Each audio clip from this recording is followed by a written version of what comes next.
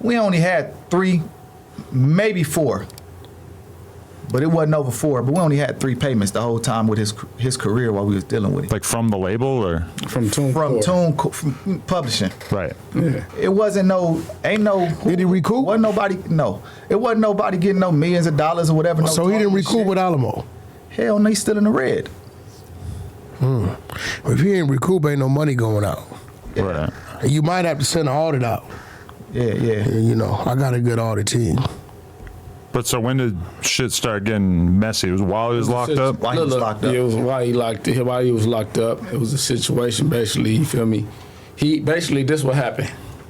Okay, say we getting paid, right? Percentage, we getting our percentage out of the cut 17.5 a piece. All right. All right, no, let me go back. All right. Now the situation with him was, let me go back. With Greedo now, we got paid, right?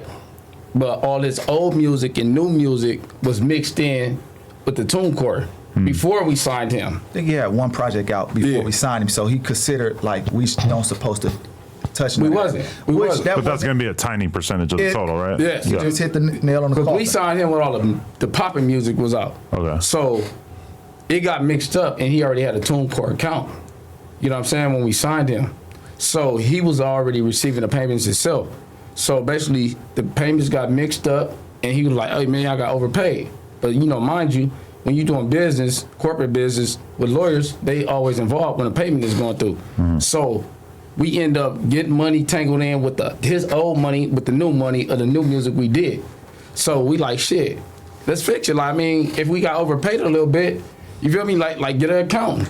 You feel me? Let's like nigga, next money roll in, you take it off the top. We owe you when you take that off top because we know it's a small fraction. Yeah, right. so it was just like that. We had a simple conversation. The homie Dustboy was on 3-way. You feel me? He heard all the conversations and everything. He's supposed to been here too. Yeah. He got caught up in traffic, Dustboy. But Dustboy was he accepted every collect call. Dustboy the one got that engagement ring for his fiance when he got Dustboy was his fly on the wall. That's the homie. He had a life sentence, came home, he do his thing, stand-up guy, never told Dustboy straight. But Dustboy was his partner. Dustboy kind of took him in, you know what I'm saying, when he came over there too.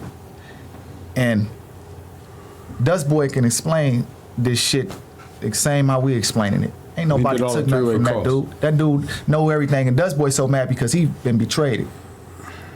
So nobody, I remember you telling me when he was in jail, he did something to where the payment stopped coming. Yeah. It was like we was having a situation and the label didn't want to be in the middle, or they don't want to be wrong by releasing any money to no sides. So it just had to, pause. So when he came home, what happened? I mean, y'all got contracts. So a letter of direction should have rightfully went in. It was a situation to where when we was getting paid, it was his Tunecore and he had control over that. So when the situation happened on that, he can lock up on it. So was the label collecting the Tunecore? No, they didn't have no. It was just me, him, and Runch. So the label side, they not recouped yet. So they ain't cut nobody no checks outside of the advancement. Well, when he was incarcerated, we actually, they wasn't gonna release any music because he wasn't here to promote it. And I ended up doing a 70-30 mixtape deal with the label just for 5 mixtapes. But he had so much music. So that's when, I think the first one was the DJ Mustard project. Yeah. And then it went on from there to the 5. So all this, he out of a contract with us and things like that. None of those projects really sold or mounted up to be an album. So technically, he still owed us 5 albums. So it was mixtapes. Did they go on paperwork as mixtapes? Mixtapes, yeah. Yeah, that's the same problem Thug had with 300. Remember that? When he I dropped all these projects, but they was documented as mixtapes. Even though I tell Same people, shit. like a real mixtape is an artist rhyming over other niggas' beats. Well, Shout out DJ K Slay, DJ Drama, and the rest of them. Today they call them a mixtape. If it's original production, ain't no mixtape. Right. I don't care what you talking about, but because they be scared of what the sales gonna be, they'll call it a mixtape. Yeah. You get what I'm saying? So you drop, that's to keep his name going. Yeah, while he was incarcerated, we had to. Yeah, I mean, you doing what you're supposed to do as a label. Yeah. So that's went on. But we never seen anything from it, and we supposed to. I had to set up the deal actually. At this time, we got a new lawyer, Vince, out of the A, and Vince set up the deal. Me and Vince set up the deal. He was incarcerated, about to get out, and shit. And we just was dropping. I ain't got no problem with drop. You know what I'm saying? We all get paid. So that's what happened. But one day we got a call from jail about the percentage. It's too much.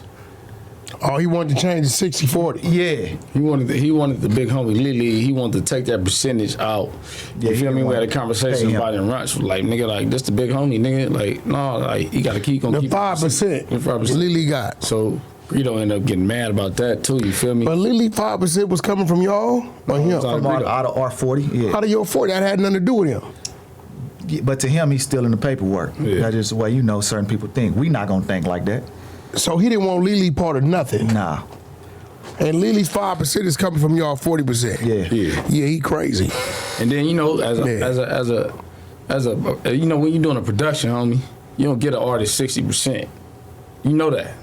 I mean, it You all don't take depends. control, but I'm just saying to It say, a nigga, we wasn't no bad wasn't no intentions. bad That's what intentions. he's saying. We ain't Yeah, get you him gave no him more, publishing, yeah. No, nothing. We Oh, took y'all it didn't do for no pub deal with him? no pub deal with Alamo. Nah. We get all this publishing. Y'all get all the pub. Man, As he a- get, as a team. as a team, we get it, but we didn't give them no publishing, you know? Alamo didn't get nothing. No. Okay. So did y'all go do a pub deal on him eventually? He set one up when we was in jail, but Set basically up we one, didn't but do it. we didn't fall through because we started having a situation, and that's why. Also, he f***ed his money off. I mean, Because back when he I had don't the know what the buck, business is doing right now, but contractually, y'all entitled to some of the pub? of course, Yes, of course. He- Oh yeah, y'all need to call Simran Singh, let him get on it. Cause if they cut a check, oh yeah, you know I ain't doing no boss tripping. yeah, they cut a check, You y'all got supposed to to get pay. y'all cut. all right. Yeah, I mean business is stealing is stealing. But so then he's like, his accusation in the video that he put out the other day is that there were just random songs that you guys were taking the money out from those songs. No, he was saying just random amounts was coming out. Right. But it was a random amounts because I controlled the count. I was sending the money because I had a cell phone in jail the whole time. So he was controlling the And signing off Tunecore on the albums and mixtapes and shit. I was controlling the count because everybody in this room know I've been a fair dude all my life. I've been getting money since 14. Yeah. You whole ain't lot gonna do of- no. You might do some taking, but you ain't gonna do doing no stealing at all. It's a difference. Yeah. You know what I'm saying? I don't steal. I take. You know, Hey, Taken but I- is from a stranger. No, anybody. stealing is a doing some backdoor shit. If I just happen to have a problem with you and I ran into you, in the midst of me running to you, you have some things on you that I can feel could be real disrespectful to you, I'm gonna take that. I'm not gonna steal. You gonna know I did it. Take it is when you know exactly who did it. Stealing is when a motherfucker go take something and you trying to figure out who did it. Yeah. Okay. I ain't doing no stealing. Yeah, he not I ain't doing never it. been my MO. I ain't never been a liar or a thief. So it sounds to me like it was a basic problem of. Did he have an accountant? Nah, we had It could have one. been. It could have been fixed. It was simple shit. You He feel wanted me? people to feel sorry for him and side Yeah. with him. You know, that's like the easy route out to say a motherfucker stealing you and look what type of niggas is around you. So, you know, the fans believe that. He might have believed it, but you won't. You Yeah, what I I'm know saying? better. I know you. Yeah. You know, It's that shit- just different. The situation basically could have been fixed. You know, and then you write letters and tell the hood like, oh man, they stole. After everything could have been really fixed. You know what I'm saying? It was just shit like that going on, and you know, like it was some bullshit, man. Could have been worked Hey. out though. Lambo 4 in here. Have you ever had a stealing problem? Not that I've heard of. Yeah, he ain't, you know what I'm saying? And that ain't gonna happen. So by the time he gets out, are you guys still in communication, or is it like completely deaded by that point? He's communicating a little bit, but through the lawyers. And I think it just went cold turkey, huh? I ain't talked to him at all. I mean, he was hitting you up. He was mad. Well, look, nephew. Yeah. You know I be knowing what's going on, right? Yeah. You know, every now and then I call you. I tend to call you at certain times. Yeah. And I may just call and say, yeah, I ate. Everything cool. Right? As long as I could hear you and hear the tone in your voice, you know, I know you. We didn't did a few dances, right? Yeah. So I know you talk to him. You in the studio. Yeah. You might not know I know, but you went and had a conversation with him Yeah. at the studio. Yeah, I got it. It was unexpected. I got some calls from Visit. Yeah. Now, how did that? You popped up on him? He definitely did. Once he got out? How many days or how long after he got out? I mean, at the end of the day, the lawyers was kind of trying to get things right. So I had patience and I tried to make it work. He went by himself. I got the call. Yeah. And I called you. I didn't tell you why I was calling. Yeah. But I called you. And you went to the studio. And he had a few people with him from y'all neighborhood. And you respectfully asked him to stay where they was at. And you had a conversation with him. But in that conversation, they told me he was saying, Runch, I'm going to get you right. Yeah, he was. And Lily. Somebody in the room told me he told you that. Yeah, that's like your studio. Yeah, you know. And you was respectful, y'all shook, and that was it. So what happened after that? About our conversation in the little side room. Yeah. And he was saying, like, I ain't with Gucc. I'm going to get you an L straight woo. And he brought up Gucc again. I say, look, homie, Gucc ain't here to defend himself, so don't bring up Gucc no more. But, you know, he was a deer with headlights on, so it was different. And maybe you were just telling me what you wanted me to hear because I was right there, but I just felt like, nigga, we can get this right. This ain't nothing to be going back and forth about. You owe. You know you owe. So what happened after that conversation where it was an understanding? What I really think, though, what happened, I think two things. It could have been his lawyer, his new lawyer, that's kind of like trying to play hardball and tell him whatever his side of it. Yeah, but lawyers there to facilitate, not dictate. Yeah, that's what I thought. Yeah, don't no lawyer mind dictate shit. And Well, they give you a lot of advice too. They usually. facilitate. If I was talking to you and we negotiating a deal, I may be doing this deal a certain way because of how you did a deal prior to me a certain way, right? And I'm going to tell my lawyer, these are my terms, this is what it is, make sure it's read that way. He can't tell me this is what you need to do. Because I know I did that deal with you based on probably some other stuff you done for me. But a lot of times when you're paying a lawyer, part of the reason you're paying them is because they've got experience in this sort of thing. Know. And all I need you to do is what I'm telling you I agreed to, structure it in legal form. Don't tell me what percentage I should do. Don't tell me I don't give a what you talking about. I'm going to fire you. I might ask the lawyer, like, what's average? What's normal in this situation? Okay, if you just did a deal with me or whack, I'm bringing you in on this shit. Had nothing to do with me, but you been my partner, we hustling. They came to me because of this. I'm going to give you 35% of this, right? You didn't have to tell me nothing. You could have did that, I would have never known, right? So something pop up with me, right? Yo, Adam, I got this thing, whoop. It's big money. They giving us some money up front. We gonna go 60-40, I'm gonna give you 40%.